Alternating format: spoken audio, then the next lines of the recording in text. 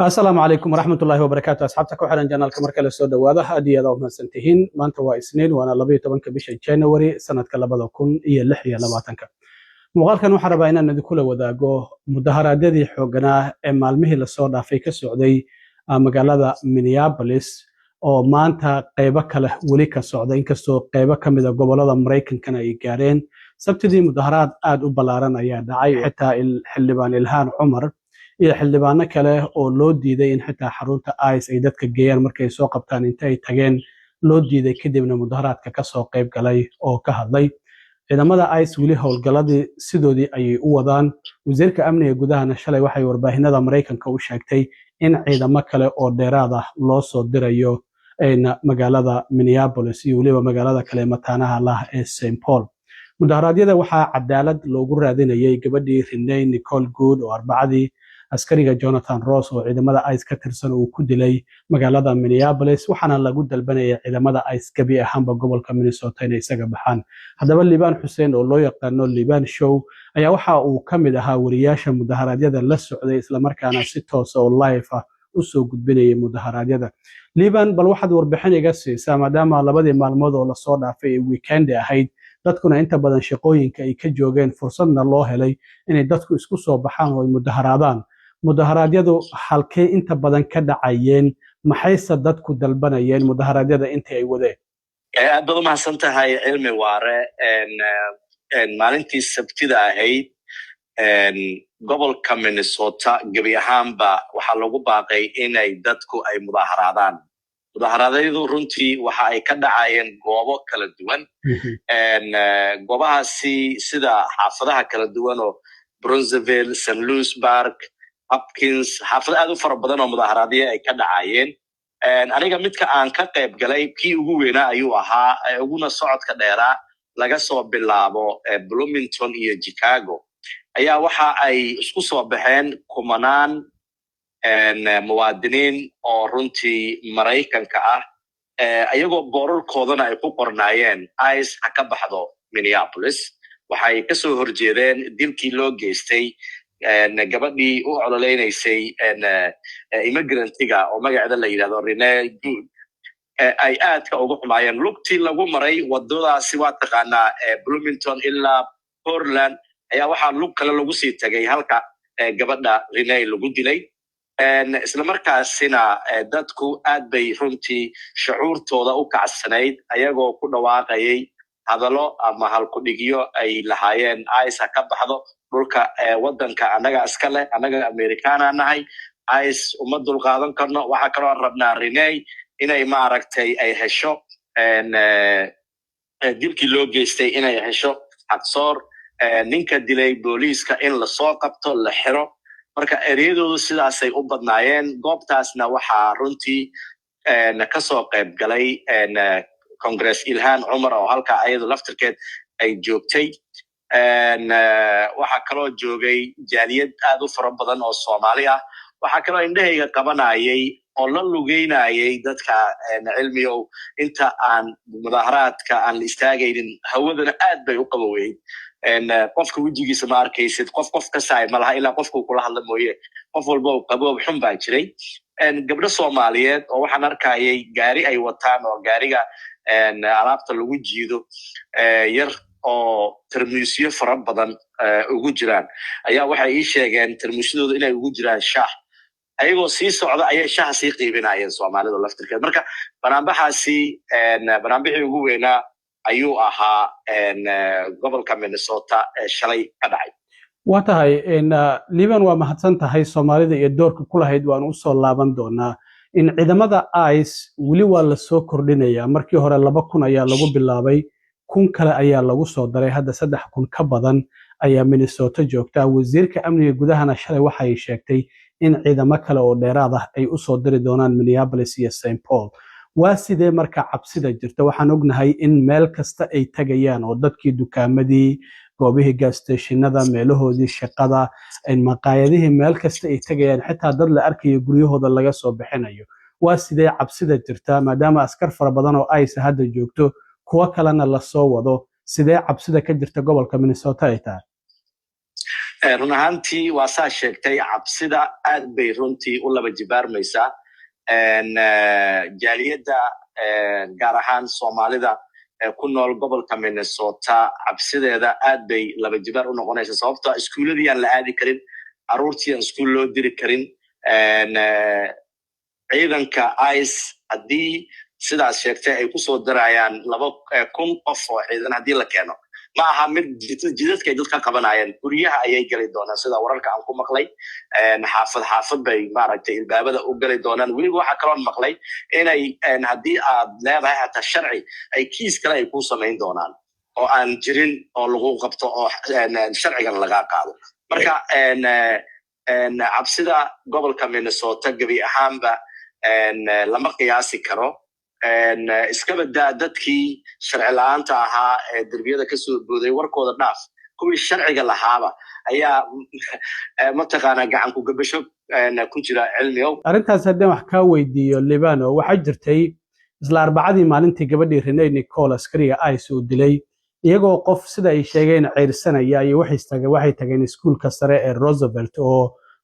ku yaala koonfurta Minneapolis halkaas oo ardadii iyo macallimiintii ay iskula dhaceen oo xitaa si kooban macallin kamid ah iskuulka ay u xireen waxaan ogeyn in qamiistii iyo jimcihii iskuulada la xiray public ah oo dawladdu ay leedahay hadda maanta waa isniin iskuuladii dib ma loo furay waana sidee xaaladda iskuulkii Roosevelt oo ciidamada ICE ay tageen iskuuladii maanta dib waa loo furay laakiin iskuulka Roosevelt maanta ayagoo iskuulkii ardaydii ay yimaadeen ayay banaanbax samaynayeen wadada eriyada iskuulka u dhow iyo moolka buunda u dhow oo dadku ay maraan halkaas saxmada ah ayay mudaharaad ku samaynayeen ardaydii iyo weli macallimiintooda kuwa aan la kulmay ayaa waxay ii sheegeen Soomaali baa ku jirtay inay ka xun yihiin weerarkii ICE ku soo qaaday iyo dilkii loo geystay Renee marka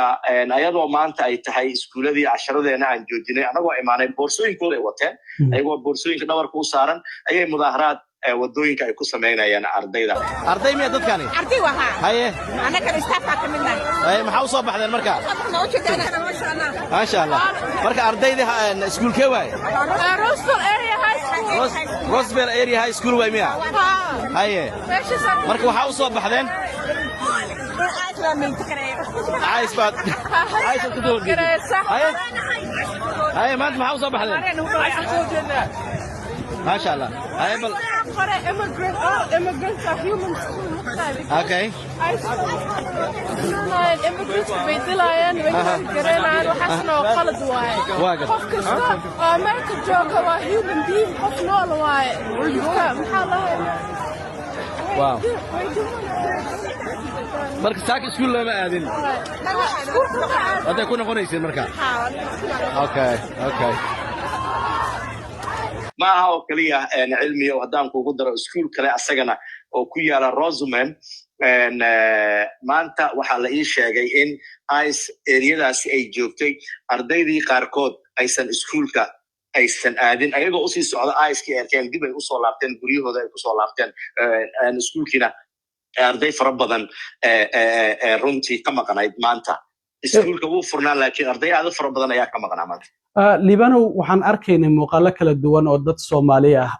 oo ICE markii ay u timid su'aalaha ay weydiinayaan ay kamid tahay halkee ku dhalatay oo ay doonayaan inay ka ogaadaan qofkani ma meel ka baxsan Mareykanka oo ku dhashay ma Afrika oo ku dhashay ma Soomaaliya oo ku dhashay marka su'aalaha noocaasi oo kala iyo goormaad citizenka qaadatay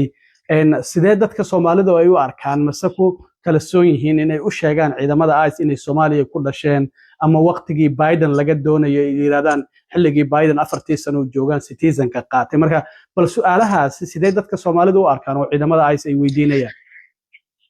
cilmi horta su'aalahaasi awal ma aysan jirin laakiin hadda ayay soo kordhiyeen waana su'aalaha dadku badanaa ay ku daadan doonaan haddii la isweydiiyo sababtoo ah dad baan xasuusanayn goorta ay qaateen muxuu ahaa dhalashada Mareykanka citizenka laga yaabo inay ku qoran tahay waddanka markaad soo gashay qaxooti ahaan aad ku soo gashay inaad xamar ku dhalatay for example inaad ku dhalatay baydhabo inay kuu qorantay laakiin aadan xasuusnayn baa dhici karta laakiin haddii lagugu qabto on the spot oo lagu yiraahdo xagee ku dhalatay xageed goormaad qaadatay runtii su'aalahaasi ma aysan jirin laakiin aad bay runtii jaaliyadda u saameyn doontaa haddii su'aalahaasi lagu badsho ama la weydiiyo yes qofka Mareykanku ku dhashay dabcan wuu dhihi karaa waxaan ku dhashay isbitaalka very view aan ku dhashay exam salahan buu leeyahay laakiin qofka u soo galay qaxooti muddana uu joogo uusan xasuusnayn ama waraaqihii ama waad ka garan kartaa wadanka markii la imaanayo degdega iyo runtii orodka dadka ku jira laakiin aan isdhehaynin hadda su'aalahana imaan doona marka su'aalahaasi hadda yimid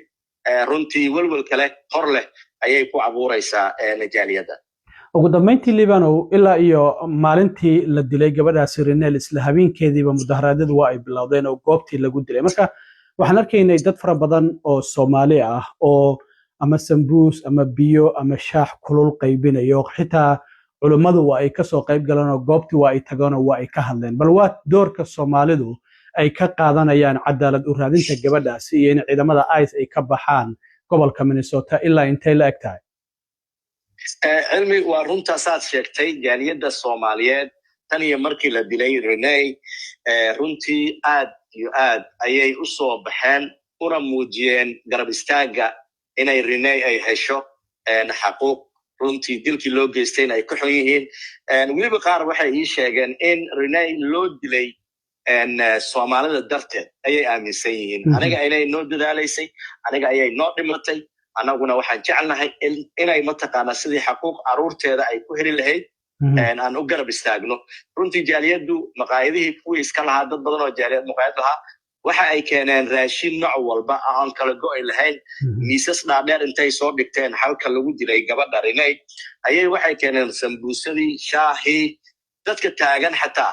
ayagoo taagan baa loo geynaya maaha sambuuska soo qaada maaha qasab baa lagu siinayay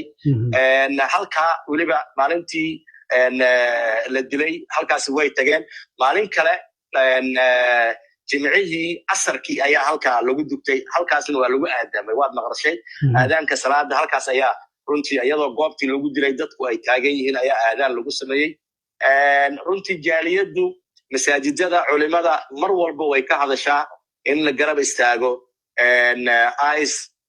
sidii wadanka ay uga bixi lahaayeen ay hal qof ay wada noqdaan dadku marka jaaliyaddu runtii qayb libax ayay ka qaadanaysay GoFundMe loo sameynayay gabadha la dilay iyo caruurteedaba loo sameynayayna qayb weyn ay ka qaadanayeen sida ii sheegeen laakiin jaaliyaddu cilmi ugu dambeyntii way soo baxeen intii sharciga haystay waxay dhaheen kori hoos ICE hadday rabto way ku qabanaysaa ama way ku daayinaysaa banaanka adoo dagaalamaya oo ordaayo hal lagu qabto waa tahay Liibaan Xuseen oo Liibaan Show loo yaqaano oo mudaharaadii maalmihii la soo dhaafay ka dhacayay Minneapolis si weyn ula socday wariyaasha la socday oo si toos u soo gudbinayay kamid ahaa Liibaan waa kaaga mahad celinaya waraysi sidoo kale thank you